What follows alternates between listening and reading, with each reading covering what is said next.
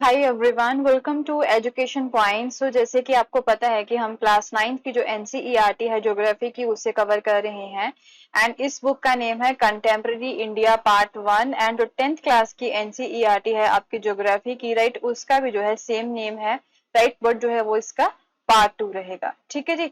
तो इसमें हम क्या कर रहे हैं, इसमें हम जो है ना इंडिया के कुछ जो फीचर्स हैं, जो इम्पोर्टेंट फीचर्स हैं कंटेम्प्रेरी इंडिया के, उनके बारे में जो है हम बात कर रहे हैं। जैसे कि फर्स्ट 2 चैप्टर से पहला चैप्टर जो था उसमें हमने इम्पोर्टेंट जो बेसिक होता है, साइज, लोकेशन इंडिया का क्या है, राइट, ये सारी चीजें हमने कवर की थी। उसके बाद में जो है सेकंड चैप्टर में हमने जो है फिजिकल फीचर्स जो है हमारे इंडिया के, राइट, फिजिकल फीचर्स में जैसे माउंटेन्स हैं, ठीक है, वेराइटी है, मीन वेराइटी है यहाँ पे बहुत ज्यादा इंडिया में। फिजिकल फीचर्स में भी माउंटेन है, प्लेन्स हैं, इनके बारे में बात की थी। प्लेन्स के बाद में जो है अगर आपकी हम बात करें तो उसमें जो है ना आपको यहाँ पे कोस्टल एरियाज जो है, राइट, कोस्टल एरियाज भी जो है वो देखने को मिलेंगे। पेनिनसुलर इंडिया क्या है, राइट, पेनिनसुला क्या होता है, ये फीचर्स जो है वो हमने यहाँ पे देखे थे, राइट। तो ये सारी चीजें हम यहाँ पे कवर कर चुके हैं। एंड अपनी प्रीवियस वीडियोस में हमने जो है थर्ड चैप्टर को स्टार्ट किया था। एंड थर्ड चैप्टर जो है it is about the drainage, right. तो ड्रेनेज के नाम से ही आपको पता चल गया होगा डैट कि इसमें हम जो है ना हमारे इंडिया के जो वेरियस रिवर सिस्टम्स हैं, राइट, जो वेरियस रिवर सिस्टम्स हैं उनके बारे में जो है बात करेंगे। जैसे गंगा रिवर सिस्टम है, राइट, उसके बारे में हमने बात की थी अपनी प्रीवियस वीडियो में।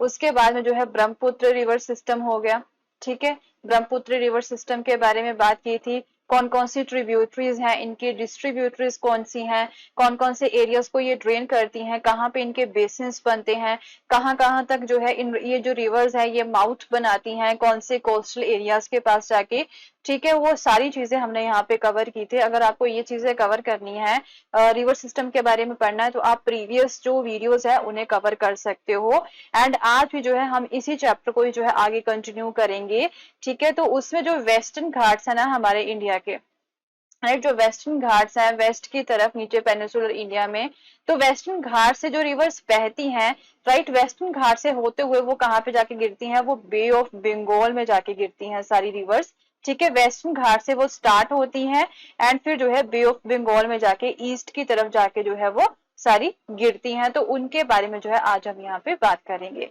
ठीक है। सो ज्यादा टाइम वेस्ट ना करते हुए स्टार्ट करते हैं हमारा जो आज का टॉपिक है। So the main water divide in peninsular India is formed by the Western Ghat. अगर पेनिनसुलर इंडिया क्या होता है मैंने आपको बताया ही था, वो लैंड होती है जो कि 3 साइड से, राइट, वो लैंड जो कि 3 साइड से जो है वाटर से घिरी होती है। 3 साइड्स पे जो है उसके वाटर होता है, उसे हम पेनिनसुलर इंडिया बोलते हैं। तो इंडिया का डेक्कन प्लेट्यू हो गया, राइट, वो जो है आपका यहाँ पे पेनिनसुलर इंडिया में ही आता है। उसके बाद में वेस्टर्न घाट्स हो गए, आपके ईस्टर्न घाट्स हो गए, वो सारे आपके पेनिनसुलर इंडिया में ही आते हैं। तो पेनिनसुलर इंडिया में जो है ना मोस्टली वेस्टर्न घाट से जो नदियां हैं वो स्टार्ट होती हैं, जो कि नॉर्थ से साउथ की तरफ जो चलती हैं due to the western coast, ठीक है। So most of the major river of the peninsula कौन कौन सी है, जैसे कि महानदी होगी, गोदावरी, कृष्णा, कावेरी नदी होगी, ठीक है। ये ईस्ट वार्ड बहती है, मैंने आपको बताया ही था कि जो है ये वेस्ट से ईस्ट की तरफ बहेंगी एंड फिर जो है वो बे ऑफ बंगाल में जाके जो है गिर जाती है, ठीक है। They drain into the Bay of Bengal and these rivers make the deltas at their mouth. Mouth कहाँ पे होता है, जब ये रिवर्स बह के एक बड़े ओशन में, जैसे ये ओशन है आपका बे ऑफ बंगाल, ठीक है, तो जब ये बड़े ओशन में जाके गिरेंगी तो ये जो एरिया है ना अब यहाँ पे जो है ये डेल्टा बना लेती, मीन यहाँ पे सिल्ट वगैरह जो होती है वो इकट्ठी कर देती हैं। तो जो माउथ के पास जो होता है ना इसका जो एरिया, ठीक है, यहाँ पे सिल्ट वगैरह इकट्ठी करती है, उसे हम माउथ बोलते हैं, ठीक है। सो यहाँ पे there are number of small stream flowing west to the western Ghats. So Narmada and Tapi जो है they are only long rivers, however इसके अलावा बहुत ही छोटी छोटी स्ट्रीम्स जो है जो कि वेस्टर्न घाट से वे ऑफ बंगाल की तरफ जो है बहती हैं, which flow west and make estuaries, ठीक है। तो ये एस्चुरीज बना लेती हैं, ये भी एक जो है कोस्टल रीजन का ही हम बोल सकते फीचर होता है, राइट, एस्चुरीज जो होती हैं।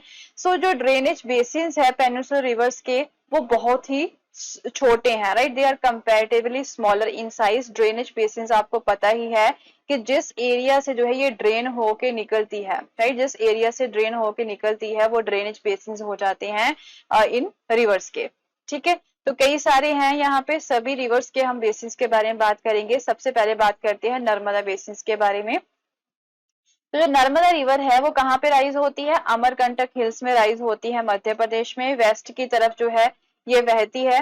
एंड उसके बाद में on its way to the sea, Narmada जो है वो काफी, जब ये सी की तरफ बह रही होती है तो रास्ते में जो है ना काफी अच्छे अच्छे पिक्चर्स की लोकेशंस जो है ना ये क्रिएट करती है। ठीक है, वहां पे घूमने वाली जगह जो है वो आपको देखने को मिल जाएंगी on its way to the sea. जैसे कि मार्बल रॉक्स है यहाँ पे जबलपुर के पास है, where the Narmada flows through the deep gorge. ठीक है, गोर्ज क्या होता है, गोर्ज जो है आपको मैंने बताया ही था, राइट, जैसे कि दो तरफ पहाड़ियां हैं, पहाड़ी के बीच में से जो नदी गिर रही है, मीन बह रही है, तो उसे हम क्या बोल देते हैं, गोर्ज बोल देते हैं। So where the Narmada flow through a deep gorge, उसके बाद में दुधार फॉल्स हो गए। ठीक है, तो ये जो है ना कुछ काफी ज्यादा घूमने फिरने वाली जो जगह है वो जो इसी नर्मदा रिवर की वजह से ही बनती है।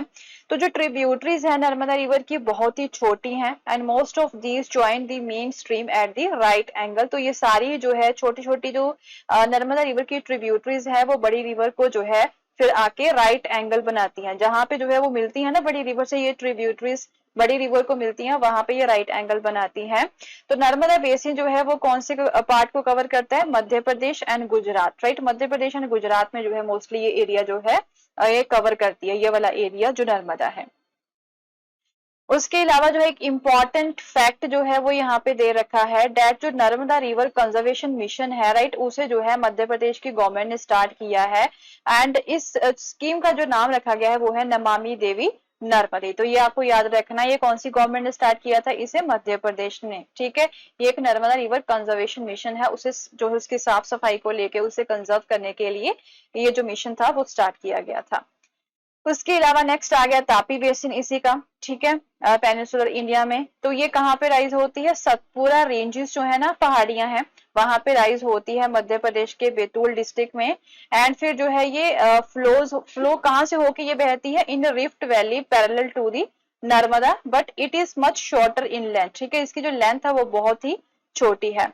तो मध्य प्रदेश, गुजरात एंड महाराष्ट्र जैसे जो पार्ट्स है उन्हें ये कवर करती है। ठीक है, तो जो कोस्टल प्लेन्स है between the Western Ghats and the Arabian Sea, वो बहुत ही ज्यादा जो है ना नैरो है, बहुत ही छोटे हैं।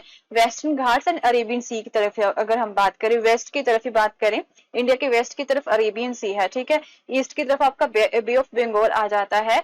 तो जो वेस्टर्न घाट्स है ना, आपके वेस्टर्न घाट से जो अरेबियन सी के बीच में जो कोस्टल प्लेन्स है ना वो बहुत ही नैरो है, बहुत ही छोटे हैं।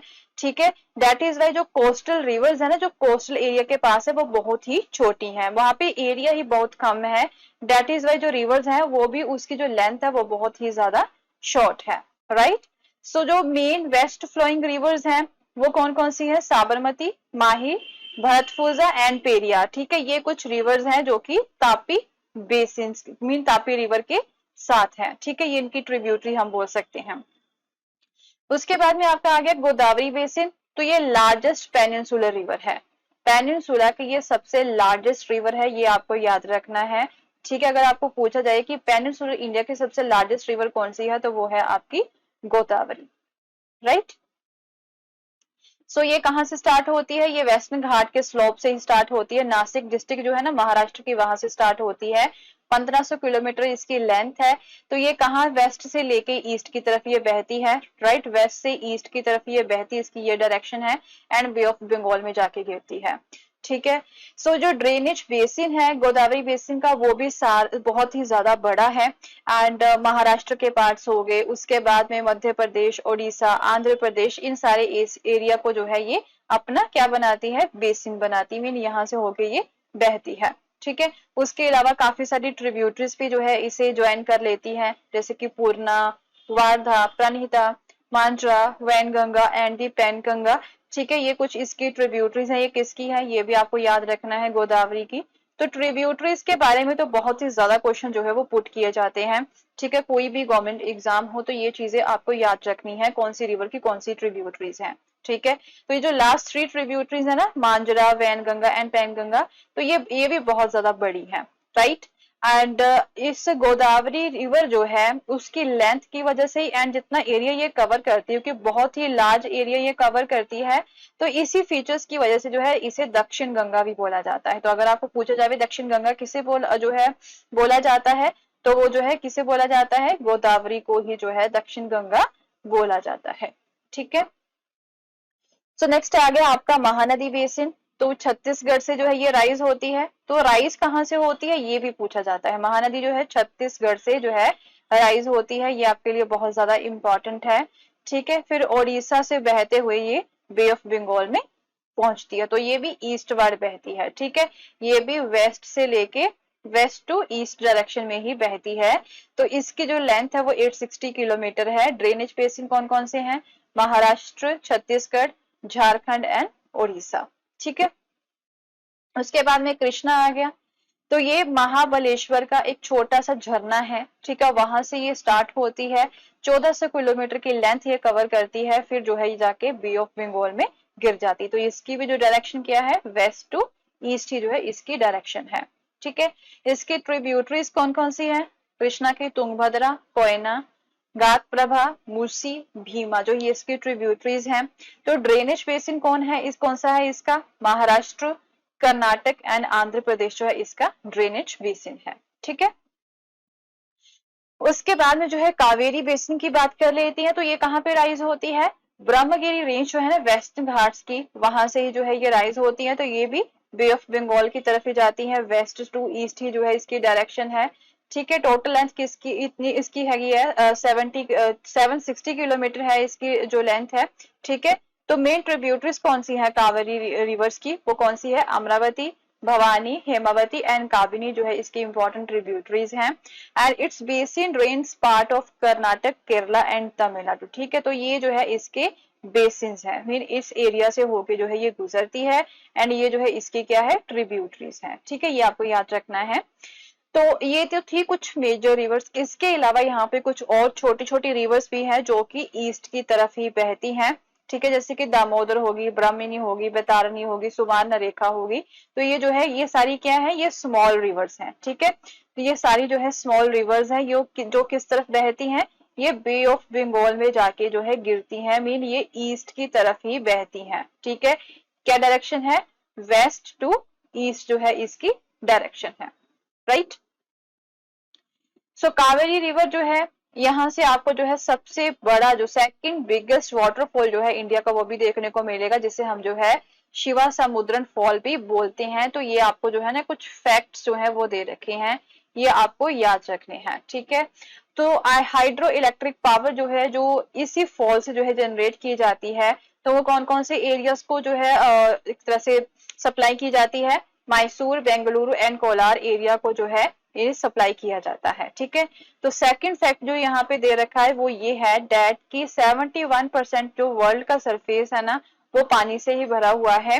ठीक है, तो बट 97% जो है ना ये सारा पानी वो कौन सा है, वो सॉल्ट वाटर ही है। ओनली 3% जो होता है वो ही फ्रेश वाटर होता है। उस 3% में भी जो है वो आइस जो होती है उससे बन जाती है। मीन 3% जो पानी हमारे लिए फ्रेश वाटर होता है, राइट, उसमें से भी जो है कुछ परसेंट जो होता है वो क्या बन जाता है, आइस बन जाता है। तो हम बोल सकते हैं कि अप्रोक्सीमेटली 1% जो है हमारे पास जो पानी पीने लायक है, right. So that's all for the day. So in our next video we will continue with the same chapter and अगर आपको मेरा कोर्स पसंद आया तो इसे शेयर करना ना भूलें। Thank you so much. Have a nice day. Bye bye.